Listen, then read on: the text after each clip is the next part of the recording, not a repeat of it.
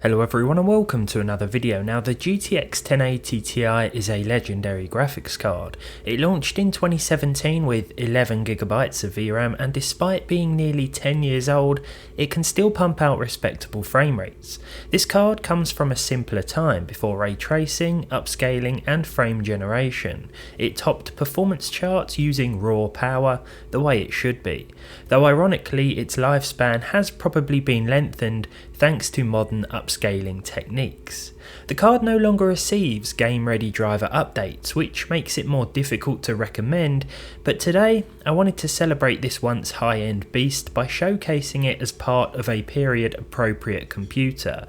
This is the ultimate GTX 1080 Ti gaming PC. Here's what I've gone with. A special card needs a special CPU to pair it with, and inside this thing is an Intel Core i7-8086K from mid-2018.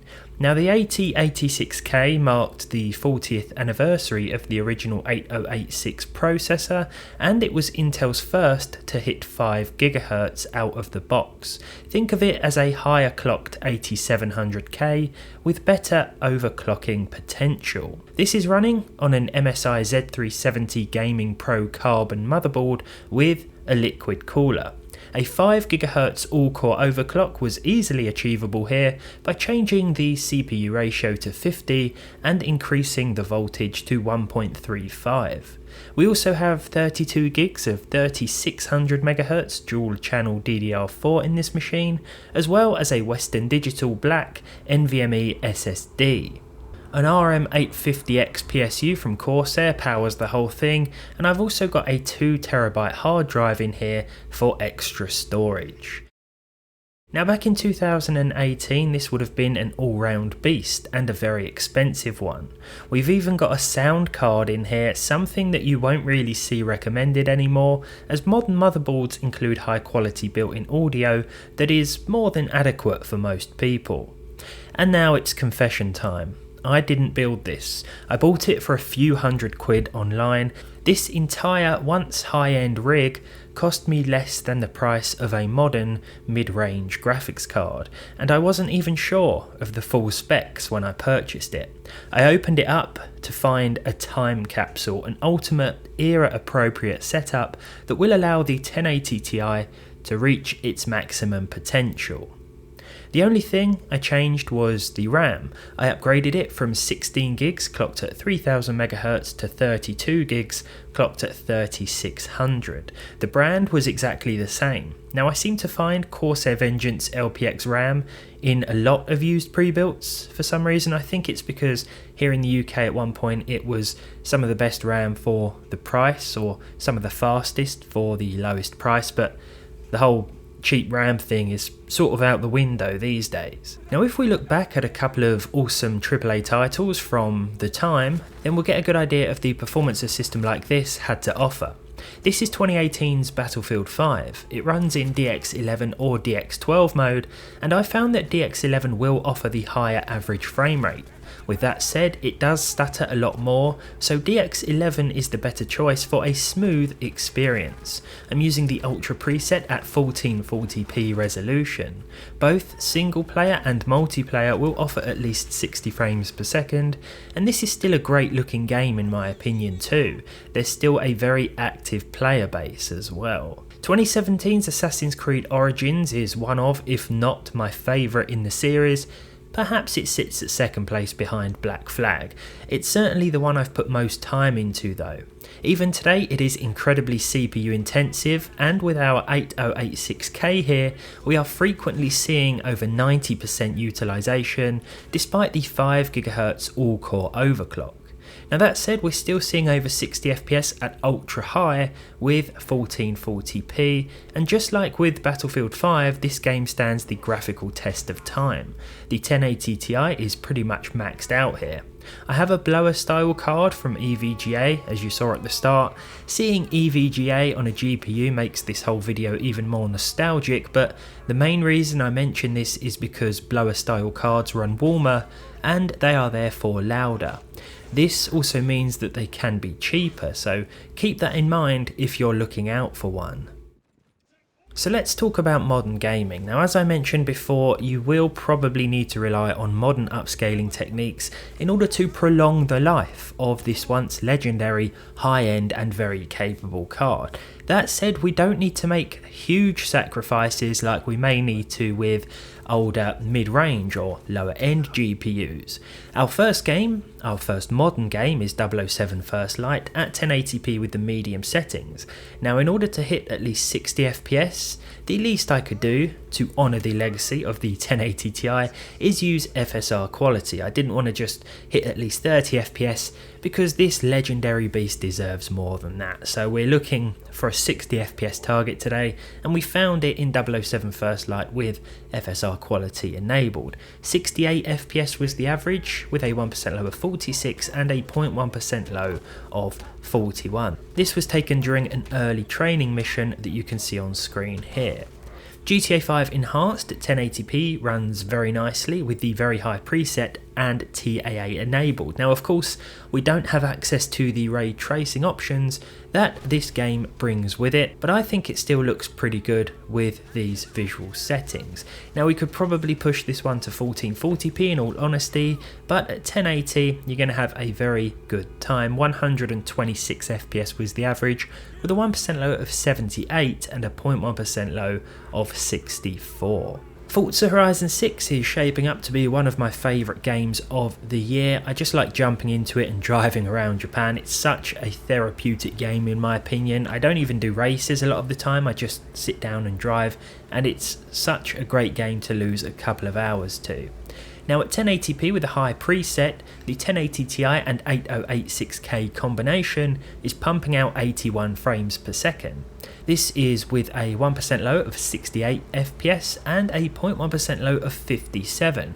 I think we have the 11 gigs of VRAM to thank as part of this pretty solid result. If this was an 8 gig card, we may be struggling with the higher presets, though I think we'd be more likely to see problems at Ultra. That said, we may find that the 1080 Ti would struggle at Ultra regardless of the VRAM amount.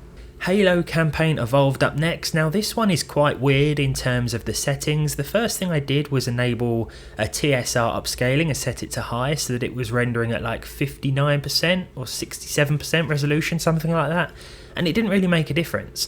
I then enabled the medium upscaling option, but I turned TSR off, and this meant that our performance jumped up to at least 60 FPS, yet when I enabled medium upscaling with TSR on, it ran with like 40 FPS, so I don't know what's going on here. Now, with the medium preset and the medium upscaling option, we're seeing 79 frames per second from this aging rig, with a 1% low of 48 and a 0.1% low of 31. The game still looks pretty sharp, and you can't really tell that it's being upscaled from what I think is now 50%.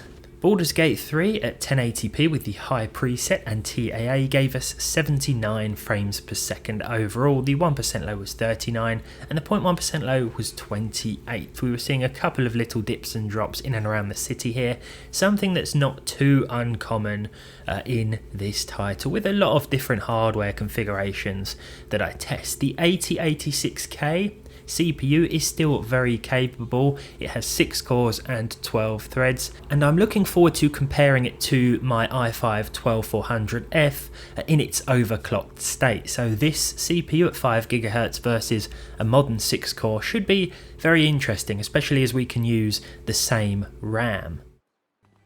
Now, we had to test Fortnite, of course, and at 1080p with the high preset we were seeing well over 100 FPS, 117 overall with a 1% low of 59 and a 0.1% low of 42. Now, it's easy to assume that Fortnite will run very easily on a wide range of hardware, and that is true if you enable the performance preset or perhaps choose lower settings, but once you start cranking the graphics up a bit, this can become quite demanding, and it wasn't perfect on the 8086K and 1080 Ti, but it was certainly a playable experience in my opinion, and it looked good too.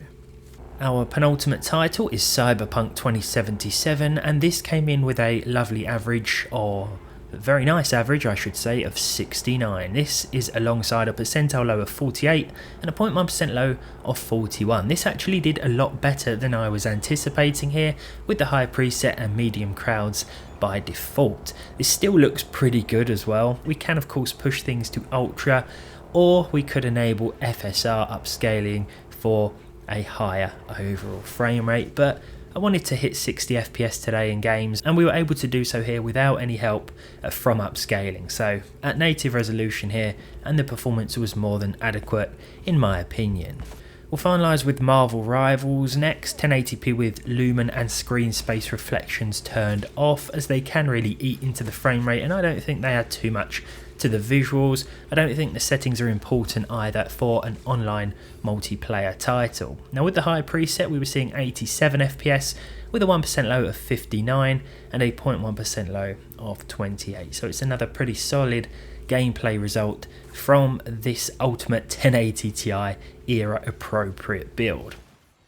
Now with a 1080 Ti, you can of course slap it in a modern Ryzen system, but I wanted to stick to a sort of period appropriate system today, just to show you what a rig like this could still do.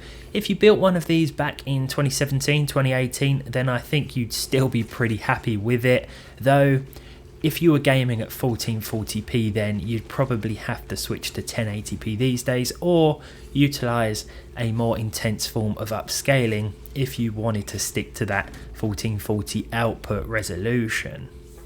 Now I'm probably going to keep the 1080 Ti for a while because I'm just curious to see how it will perform in modern games. I've seen a few listed at not much more than 100 quid on eBay UK, which I don't think is a bad deal at all for an 11GB GPU. Sure, it's not getting the latest game ready drivers, and that means it's not getting optimizations for the newest games, but it is still hanging in there pretty well. You may get a couple of driver warnings when starting certain games, and something I should have mentioned earlier was in Forza Horizon 6 where we were racing and the rain effects off of the road were sort of glitching out. A few flickers with the smoke or rain texture, whatever it was, but that's the only sort of oddity I noticed with this card.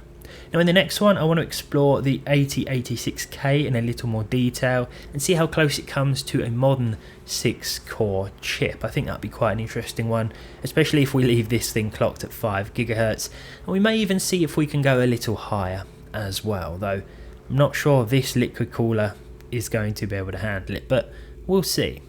Thank you for watching, thank you for honouring the 1080 Ti with me in today's video, and hopefully I'll see all of you in the next one.